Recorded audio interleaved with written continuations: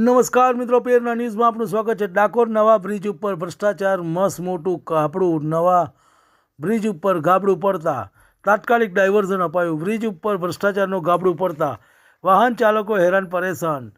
ગત 7 માર્ચે મુખ્યમંત્રી ભૂપેન્દ્ર પટેલે કર્યું હતું બ્રિજનું લોકાર્પણ। બ્રિજ બનવાની કામગીરી દરમિયાન પણ ગાબડા પડ્યા નજરે પડ્યા હતા। કરોડોના ખર્ચે બનેલા બ્રિજ પડેલા ચોમાસામાં પહેલા જ ચોમાસામાં ભ્રષ્ટાચાર બહાર આવ્યો। રિપોર્ટ રવિ સાધુ। તમને અમારા સમાચાર પસંદ આવ્યા હોય તો લાઇક, શેર, બેલ આઇકોન અને સબસ્ક્રાઈબ કરો।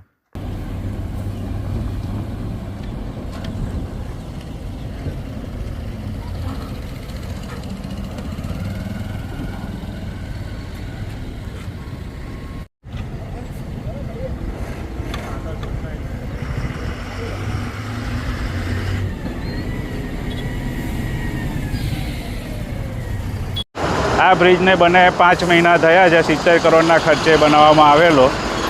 ટ્રાફિકની સમસ્યાઓ દૂર કરવા માટે બનાવવામાં આવેલો, પણ તમે જોઈ શકો છો કે બ્રિજ તૂટી ગયો છે અને એનું સમારકામ ચાલુ છે, જેના જે ખૂબ ટ્રાફિક જામ થઈ રહ્યો છે અને ગુણવત્તા ક્વોલિટી એની બહુ ખરાબ છે।